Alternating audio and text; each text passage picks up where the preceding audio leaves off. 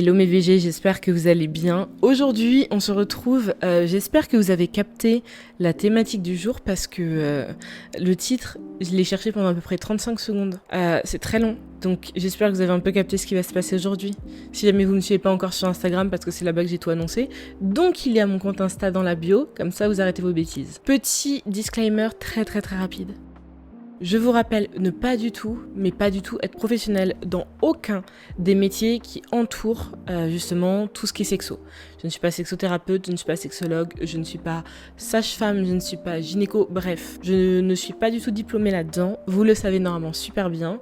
C'est juste que j'ai envie qu'on puisse discuter de ces sujets-là, vous le savez très bien, j'ai une playlist là-dessus. J'ai envie qu'on puisse en parler parce que j'ai envie que ce tabou disparaisse. Parce que c'est n'importe quoi qui sont encore là quand même.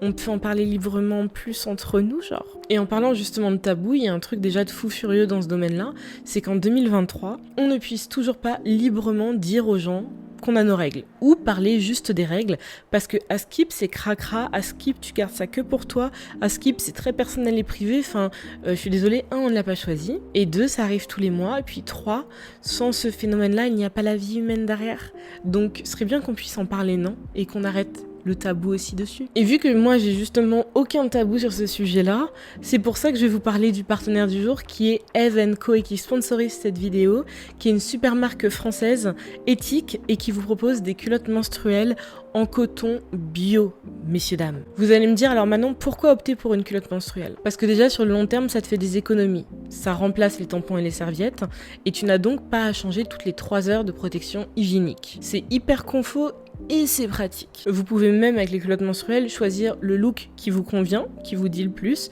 et aussi bien entendu le sous-vêtement qui convient à votre flux.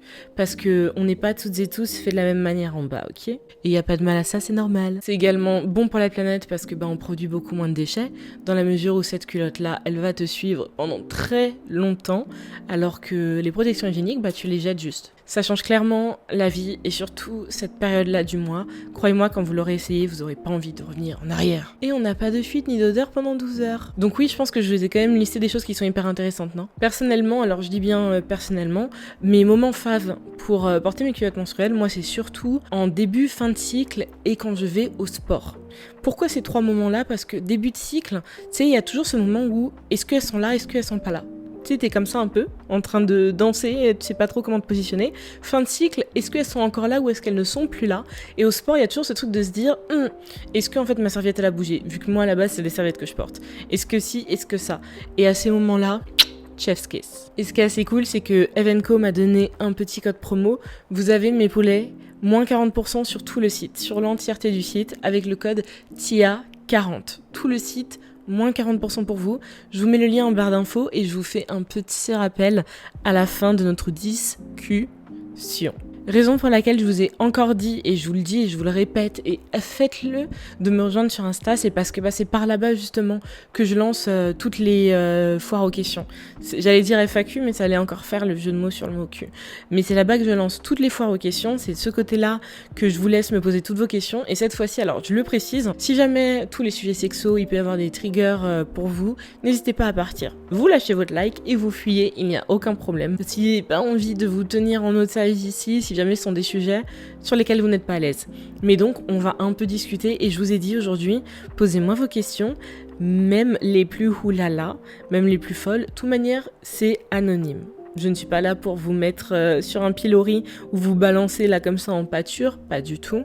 C'est anonyme, on est uniquement là pour échanger et en plus, je le sais très bien, vous êtes genre 280 000 à me suivre sur YouTube. Vous êtes 117, 118 000 sur Insta. Il y a obligatoirement d'autres personnes qui se posent des questions, qui sont les mêmes que les vôtres. En premier, on me demandait donc comment faire pour avoir un orgasme solo en tant que femme. Alors, là-dessus, c'est hyper simple sans l'être du tout.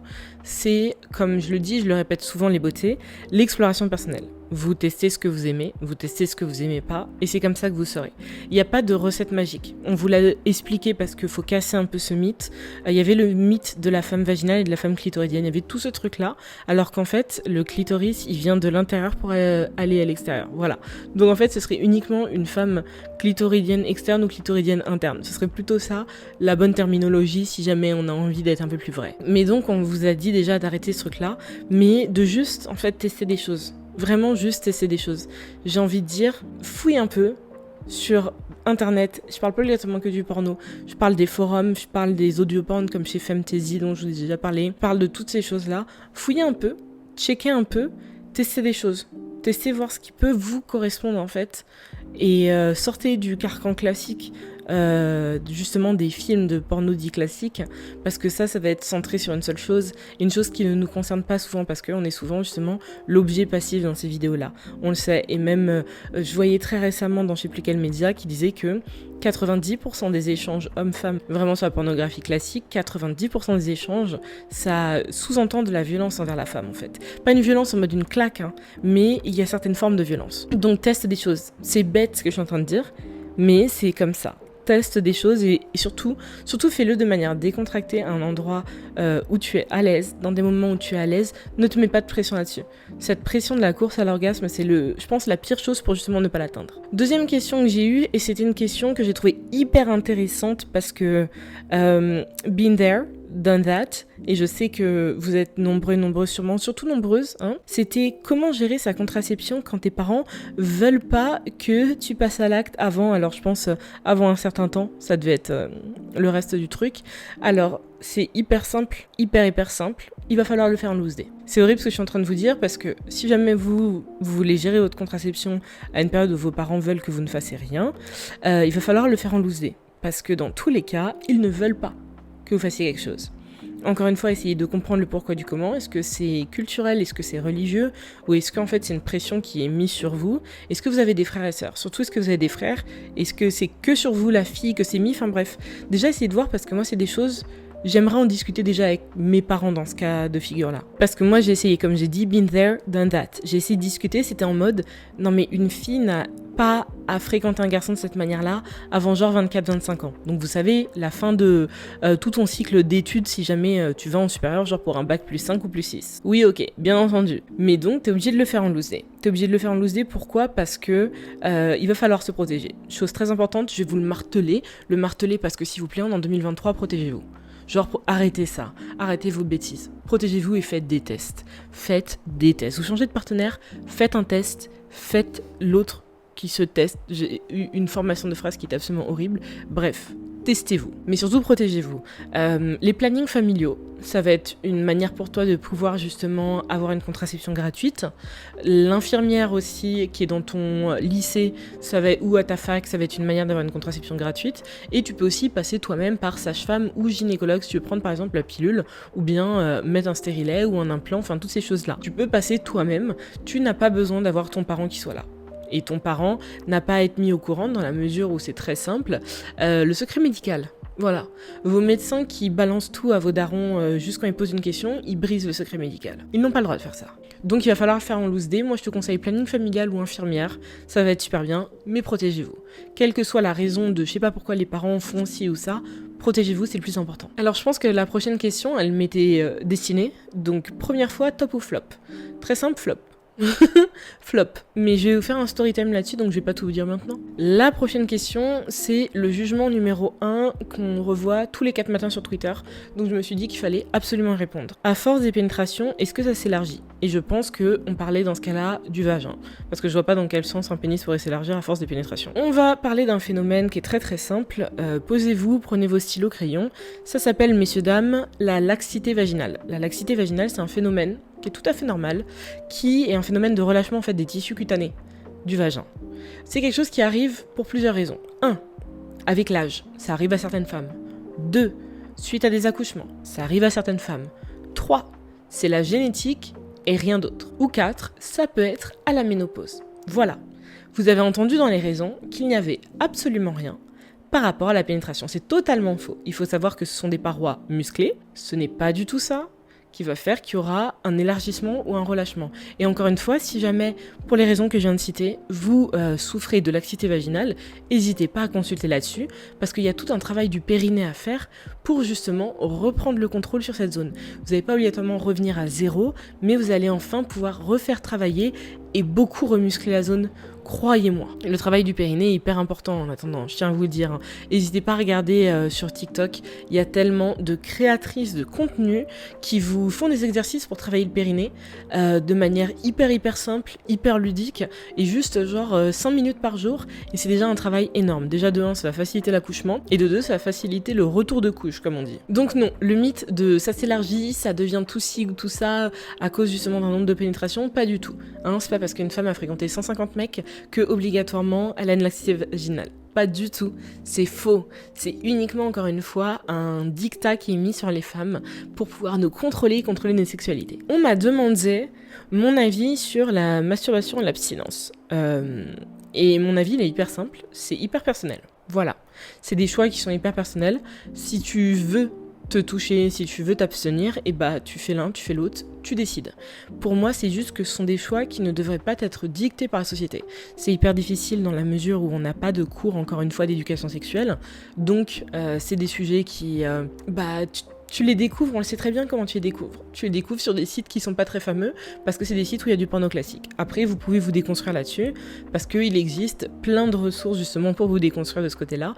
Vous avez des podcasts, vous avez des personnes sur YouTube, sur TikTok, vous avez des ouvrages, enfin il y a tout et n'importe quoi. Mais c'est hyper difficile de se déconstruire quand même, parce que il faut déjà avoir compris qu'il y avait un problème dans tout ce que tu as construit dans ta tête autour justement des relations sexuelles. Et je pense que c'est ça le plus difficile déjà de base. Mais donc, derrière, c'est un choix, comme l'abstinence.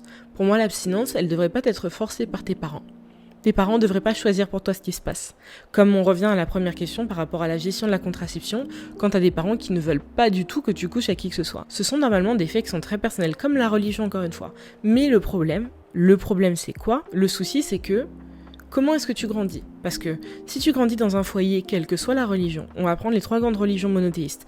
On va prendre donc le christianisme, le judaïsme et l'islam. Si tu grandis dans une famille où, culturellement, relié à la religion, il est mal vu que tu fréquentes quelqu'un sexuellement avant le mariage, obligatoirement, il y a l'abstinence qui va venir avec, et peut-être que toi, tu vas juste aller avec. Donc, ce sera pas un choix, dans la mesure où c'est ton éducation, mais tu seras pas forcé en mode « on te check ». Parce qu'il y a des parents qui checkent. J'ai pas besoin de vous rappeler que le rappeur T.I. a checké par gynéco si sa fille était encore vierge. Pendant que son fils, lui, avant sa majorité, a le droit de coucher avec des gens. Voilà. Il y a des parents qui checkent, il y a des parents qui demandent au médecin. Been there, done that. Mais donc derrière, il faut que ce soit un choix personnel. Masturbation comme abstinence, ça doit venir de vous. J'ai aucun problème avec aucun des deux, tant que ça vient de vous. J'ai 2-3 potes qui sont abstinents, qui ont décidé d'attendre le mariage. Je respecte énormément ce choix, tout comme je respecte le choix de mes potes qui sont pas du tout abstinents et qui font leur vie. Tant que c'est votre choix. Autre question que j'ai bien aimée, comment lui dire que je veux tester du dirty talk, anal et toutes ces choses-là. Donc je pense tester des choses qui sortent de votre habitude dans tout ce qui est sexo. Alors, il y aura une manière super simple, ce sera de le dire à la personne. Encore une fois, on vous le dit très souvent, surtout si vous êtes en couple. Je parle de même pas relations monogames, même des relations, je vais pas dire polygames parce que la polygamie en France n'est pas permise, mais relations multiples. Parlez à vos partenaires, s'il vous plaît. Juste parlez. Asseyez les gens et dites-leur les choses. Dites-leur gentiment, moi j'aimerais bien tester ça me dirait bien, et comme ça vous allez en discuter. Est-ce que la personne veut, est-ce que la personne ne veut pas ? Il faudra respecter ses choix. Mais il faudra comprendre le pourquoi du comment aussi. Parce que moi il y a un truc que j'aime pas, c'est les gens qui vont dire, non je veux pas. Ok mais pourquoi ? Moi je veux pas. Explique. Argumente, il n'y a aucun problème. Tu as le droit d'avoir ton avis, tu as le droit d'avoir ta conception des choses là-dessus. Juste, j'ai besoin que tu m'expliques le pourquoi du comment. Mais discutez avec vos partenaires. La seule manière de lui dire, c'est de lui en parler. CQFD. Et vraiment, là, je suis en train de dire genre, l'eau mouille et le feu, ça brûle. J'ai trop aimé la prochaine parce que c'était pas censé être une question, mais c'était quand même une question. C'est pas une question, mais est-ce que c'est normal d'être attiré émotionnellement par les hommes et sexuellement par les femmes ? J'ai jamais rien vu là-dessus. Alors, chère personne, moi, j'ai beaucoup vu là-dessus. Et c'est très courant auprès des personnes bisexuelles. Parce que je l'avais vu sur Twitter, ça devait être en fin d'année dernière ou en début de cette année. Et donc c'est une fille qui demandait est-ce que sa bisexualité est réellement de la bisexualité, dans la mesure où elle se met en couple qu'avec des femmes, mais si elle a des plans, ce sont des hommes. Que les femmes en fait elles les voient pour des relations amoureuses et les hommes elles les voient pour des relations d'un soir. Donc est-ce que c'est vraiment de la bisexualité ou est-ce que si, est-ce que ça ? Et encore une fois, il n'y a pas de normes. Encore une fois, vous ne rentrez pas dans des cases. À partir du moment où t'es attiré par les deux genres, j'ai envie de te dire, oui, t'es dans la bisexualité en fait, tout simplement. Vous ne rentrez pas dans une case. Si toi, ta conception justement de ces relations-là, c'est comme ça. Essaye juste de comprendre pourquoi. Essaye de comprendre, est-ce que je suis plus émotionnellement avec telle personne parce que il y a ça que je recherche vraiment et que je pense pas que l'autre genre peut m'apporter, ou est-ce que je suis plus sexuellement avec tel genre parce que je pense que ça, je ne peux pas l'avoir. Essaye juste de comprendre pourquoi, mais crois-moi, t'es pas anormal parce que je l'ai vu plein de fois. Ok, cette question m'a obligée à ouvrir un forum, donc me renseigner pour y répondre, ce qui est normal, hein, j'ai pas envie de dire des bêtises, j'ai pas envie de vous mener sur des voies cheloues. C'est donc, mon conjoint a grossi, il a pris plus de 45 kilos. J'ai moins de désir, je culpabilise. Alors celle-là, je l'ai choisie parce que je sais que ça arrive, bon, malheureusement très souvent dans le sens inverse, c'est la conjointe qui plaît moins après souvent les grossesses, la prise de poids et ces choses-là, les vergetures, la peau qui pend mais qui est beaucoup plus molle, enfin bref.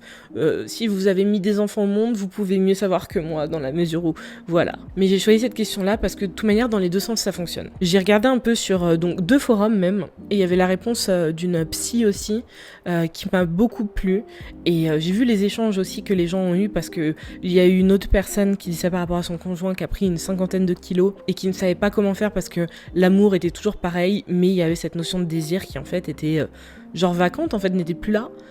Et donc elle se posait des questions sur comment faire, comment ci, comment ça. Alors la première chose déjà, ce sera si vous décidez d'en discuter, parce que c'est vraiment selon comment votre couple fonctionne et comment est l'autre personne, il va falloir beaucoup prendre ça en compte et prendre même uniquement ça en compte parce que est-ce que ce sujet est touchy ? Est-ce que cette personne elle a pris du poids juste parce qu'en fait elle avait la flemme d'aller au sport et en fait elle voulait éclater tout ce qu'elle pouvait éclater ? Est-ce que c'était juste en mode bof, one life ? Ou est-ce que c'est une personne qui souffre de TCA peut-être, qui a intériorisé des trucs ?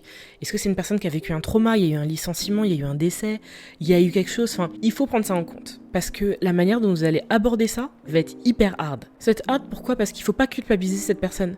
Parce que c'est pas sa faute. Mais c'est pas votre faute non plus. C'est ça qui est horrible, c'est que la personne, vous l'avez connue d'une certaine manière. Cette modification de son corps, ce changement, vous n'y étiez pas obligatoirement préparé parce que vous l'aviez connue de cette manière-là.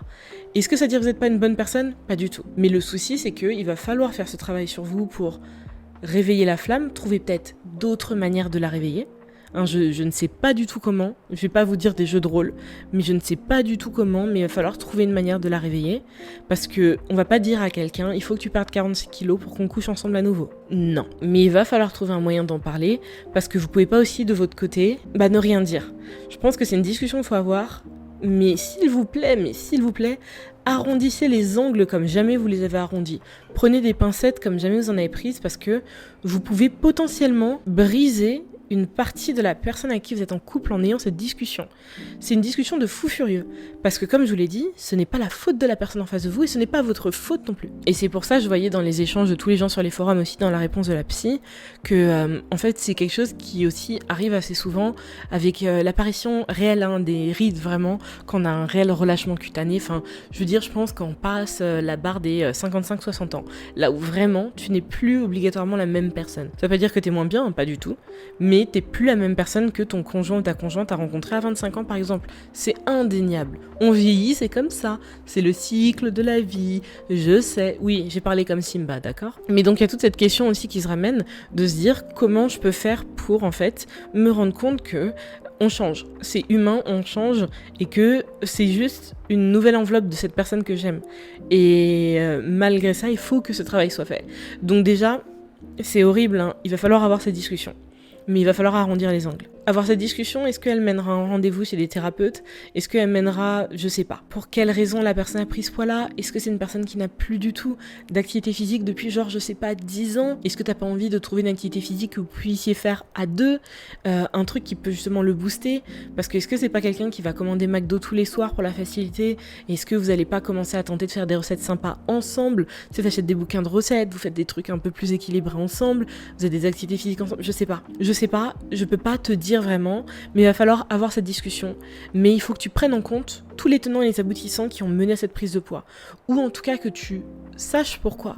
Ça se trouve, tu ne sais même pas pourquoi. Ça va être difficile, mais il faut avoir cette discussion parce que tu ne peux pas laisser pourrir votre relation en fait. Il y a une question qui m'a énormément fait de rire parce que c'est un truc qui revient assez souvent et il y a beaucoup de culpabilisation sur les femmes dans les couples hétéronormés là-dessus. Est-ce mal de vouloir un sextoy alors qu'on a un monsieur ? Quand il est pas là et qu'on a très envie, par exemple. Alors déjà, première chose, tu n'es pas obligé d'avoir le moment phare du sextoy.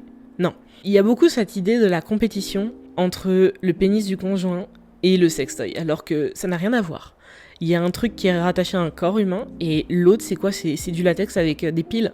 Il n'y a rien de comparable, et ça ne sera jamais comparable. Donc déjà, oui, quand t'es seul, ça peut être cool. Ça peut être très cool, et il n'y a aucun problème, c'est pas mal du tout. Tu as tes propres besoins, t'as ta libido, c'est comme ça, point. Mais surtout, c'est un truc qui peut aussi faire partie de votre vie de couple. C'est-à-dire que ça peut être un outil que monsieur utilise. Ça peut être un nouveau pote, un allié, en plus, pour justement encore plus pimenter le délire, tu vois. Donc non, c'est pas mal du tout, il n'y a aucun problème là-dessus. Ce n'est pas un ennemi, tout ce qui peut être à la rigueur, c'est un pote. That's it. On m'a demandé comment avoir plus de libido. Première chose, je pense bien, c'est de savoir pourquoi t'as moins de libido. Est-ce que t'as moins de libido par rapport à une autre période ou est-ce que t'as moins de libido par rapport aux autres gens ? C'est ça la bonne question. Si c'est par rapport à une période avant, qu'est-ce qui s'est passé entre-temps ? Est-ce que tu croules sous du travail, par exemple ? Est-ce que tu as une vie de famille qui est hyper prenante et en fait ton cerveau il arrive même pas à se mettre dans ce mood ? Ou bien, par exemple, tu prends la pilule ? Ou est-ce que juste tu as toujours été comme ça et d'après ce que tu entends, c'est les autres qui ont juste une libido débordante et toi t'as pas l'impression que c'est le cas ? Il faut que tu saches le pourquoi du comment parce que sans avoir la racine du problème, t'auras pas trop de réponses. Chez Monop, côté beauté, pharmacie et tout ça, ils ont des compléments alimentaires, dont un que vous prenez genre 30 minutes juste avant vos ébats, qui est là pour booster la libido féminine, je précise bien. Je sais pas pour la masculine, moi je suis une femme, ils m'ont envoyé dans tout un seeding et tout ça. Entre autres, il y a des choses comme ça qui existent. Je pense qu'en pharmacie classique, en para, il y a aussi d'autres choses qui existent avant toutefois de se dire je consulte un médecin. Mais très souvent, c'est relié à notre rythme de vie, le fait qu'il y ait j'allais dire des pics, mais non justement qu'il y ait des baisses. Des baisses de baise. Pardon, désolé, j'avais envie de faire cette blague. Trigger warning, énorme trigger warning, agression sexuelle, viol sur la prochaine question. Je vous préviens, s'il vous plaît, partez en courant si c'est un truc qui n'est pas pour vous. Comment aborder la prochaine fois après un viol ? Alors, encore une fois, je ne suis pas thérapeute, sexologue et tout le reste, et je pense que la meilleure chose à faire, ce serait justement de consulter thérapeute, sexologue ou tout le reste. De consulter auprès de quelqu'un parce que est-ce que t'en as envie et t'as peur de ce qui peut se passer ? Est-ce que t'étais en couple par exemple et très malheureusement à l'extérieur t'as subi une agression sexuelle et t'as envie de t'y remettre avec ta meuf ou ton mec et tu sais pas comment aborder... Enfin bref, je pense qu'il faut en parler à un ou une professionnelle pour que tu balances toutes tes questions, toutes tes insécurités, toutes tes peurs, tout en fait, tout, et que tu aies le max d'accompagnement parce que ce sera pas facile. Je vais pas dire obligatoirement physiquement, psychologiquement, je ne sais pas. Il faut consulter. Dans les moments comme ça, s'il vous plaît, consultez. Ne vous lancez pas solo. Si vous pouvez consulter, consultez. Et je vous le rappelle encore, je sais qu'il y en a beaucoup qui me disent souvent, mais maintenant c'est pas gratuit. Si, il y a plein de consultations gratuites. Parce que vos lycées, vos facs ont très souvent des psys qui sont là gratuitement. Dans vos villes, il y a aussi des psys qui sont là gratuitement. Donc si, consulter n'est pas obligatoirement payant. Alors là, je me demande, est-ce que c'était une question ou est-ce que c'était une affirmation ? On va prendre ça dans le sens de la question, ok ? Est-ce que enchaîner les plans cul est parfois signe d'un survival mode, donc d'un mode de survie, ou d'une réponse traumatique ? J'ai envie de dire oui, non. J'ai envie de dire ça dépend de chaque personne. Enchaîner les plans cul, ça dépend, t'es dans ta whole phase, j'aime l'appeler comme ça parce que been there, done that, ça veut pas dire que t'es un ou une slut parce que tu fais ce que tu veux de ta vie, non pas du tout. Mais juste pourquoi t'es dans cette phase-là, c'est à toi de savoir, ça dépend des gens. J'ai ri pour celle-ci parce qu'on est sur une personne qui a compris mon jeu de mots pour le titre. Comment savoir si une personne veut discuter ou juste discuter ? En général, c'est grillé assez rapidement parce que les sous-entendus ne sont pas les mêmes. Là, je pense, on parle dans le dating, par exemple, si vous êtes sur Bumble, Hinge ou Tinder, enfin j'en sais rien, et que vous échangez avec une personne et que vous voulez savoir est-ce que c'est une personne qui est là pour discuter avec toi ou est-ce que c'est une personne qui est là pour discuter. Ou est-ce que dans la vie de tous les jours aussi, c'est une personne qui est là pour papoter avec toi, genre, je sais pas s'il y a un événement, un truc au taf, t'es un anniversaire, enfin bref. Est-ce que, en général, crois-moi, les regards, les mots, la manière de poser sa voix, il n'y a pas besoin d'être spécialiste comportementaliste pour le savoir. Ça se grille assez rapidement. Et souvent, si tu te poses la question, c'est que aussi, il y a de quoi se poser la question. Ok, nous avons un enchaînement de questions et celle-ci va marquer la fin. Super intéressante, mais super difficile. Posez-vous. En couple depuis 7 ans, je n'ai plus envie de faire l'amour avec mon mec. Quand on couche ensemble, je pense à quelqu'un d'autre. Suis-je une horrible personne? Je n'ai plus de sentiments pour mon mec, mais il n'a rien fait de mal. Je ne sais pas comment le quitter. Alors cette question, je l'ai prise parce que je pense que c'est quelque chose qui arrive à beaucoup de couples sur la durée. C'est la question douloureuse de « j'ai plus de sentiments, moi dans ma tête et dans mon cœur et dans mon corps, je suis passée à autre chose. Comment quitter la personne ?» Et encore une fois, communiquer. Ça va être horrible, je tiens à le dire, parce que si lui il est encore amoureux de toi, si lui il est encore dans la relation, tu vas lui faire mal. Il aura mal, ça va faire mal. Il faut le comprendre. Il n'y a pas de scénario qui, je pense, soit possible où il sort en te disant « no problème ». Non, je ne pense pas. Mais il faut le lui dire. T'as pas besoin, t'as pas envie, toi aussi, d'être enfermé dans une relation où t'es avec une personne juste parce que tu te dis « ça fait tellement longtemps ». Non, non, non, non, non. Non, que ça fasse 15 ans, 40 ans ou 2 jours que vous êtes avec quelqu'un ou quelqu'une, si vous devez partir, partez. Il faut que tu trouves moyen de l'asseoir et de lui dire que c'est fini. Je sais pas si vous vivez ensemble, j'en ai aucune idée. Trouve déjà, toi, comment rebondir là-dessus pour pas échouer sur juste le canapé des potes pendant 3 mois. Déjà, trouve comment rebondir. Ne te laisse pas beaucoup de temps, par pitié, ne te dis pas « je me laisse jusqu'à la fin de l'année ». C'est horrible parce que lui, il continue à faire des plans sur votre relation. Pour lui, ça continue à exister au moins dans sa tête et il faut pas ça. Il ne faut pas ça. Parle-lui. C'est la seule manière. Voilà mes BG pour la discussion du jour. J'espère que ça vous a plu. Dites-moi toujours en commentaire ou en DM si vous aimez ces formats-là, parce que moi j'adore. Bon, il y avait plein d'autres questions, mais genre on est déjà sur quoi là, je vais avoir une 30aine de minutes de rush facile. Je pense que ça va. Si on se fait ça genre une fois par mois, et ben moi je trouve ça cool. Donc venez me rejoindre sur Instagram si c'est pas encore le cas, parce que comme ça vous me poserez vos questions vous aussi. Et si vous avez kiffé, un petit like et on s'abonne à la chaîne bien entendu. Et on va écouter mon podcast aussi si jamais on a envie de faire des choses très intéressantes. Et voilà quoi, tout simplement, on va écouter Night Confessions. Et n'oubliez pas, dans la barre d'infos, vous aurez le lien du site de Eve & Co et avec le petit code TIA40, 40% sur tout le site. Je vous fais de gros bisous les beautés, on se dit à très bientôt. Peace guys.